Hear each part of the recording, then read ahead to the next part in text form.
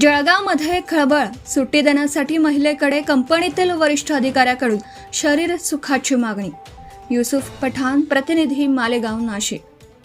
शहरालगतच्या बांभोरी येथे एका खाजगी कंपनीत वरिष्ठ पदावर कार्यरत असलेल्या अधिकाऱ्याने आपल्या पदाचा गैरवापर करत एका महिला कर्मचाऱ्याला सुट्टी देण्यासाठी विनयभंग केल्याचा गंभीर प्रकार उघडकीस आला आहे. या प्रकरणी धरणगाव पोलीस ठाण्यात गुन्हा दाखल करण्यात आला असून संशयित अधिकारी अद्याप फरार आहे.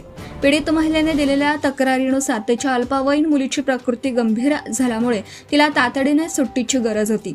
यासाठी ती संबंधित अधिकाऱ्याकडे गेली असता सहानुभूती दाखवण्याऐवजी संशयिताने तिच्याशी अत्यंत अश्लील आणि अपमानास्पद वर्तन केलं.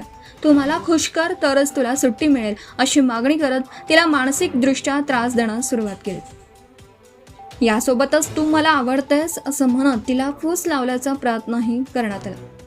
या मागणीला पीडितेने स्पष्ट नकार दिल्यानंतर परिस्थिती आणखी गंभीर बनली. संशयिताने संतापाच्या भरात पीडितेवर शारीरिक हल्ला करत तिला कानशिलात मारून खाली पाडलं आणि तिचा विनयभंग केला.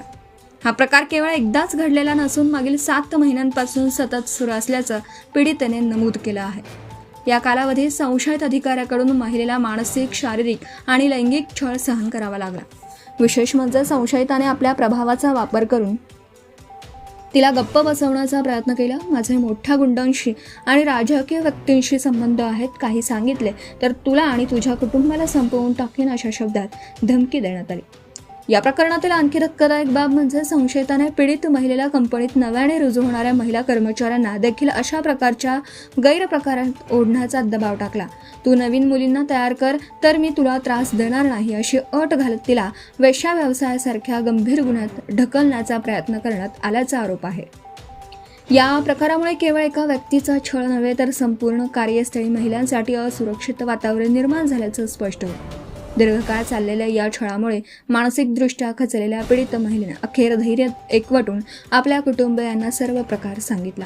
तिच्या तक्रारीची गंभीर दखल घेत धरणगाव पोलिसांनी तात्काळ गुन्हा नोंदवून तपास सुरू केला आहे.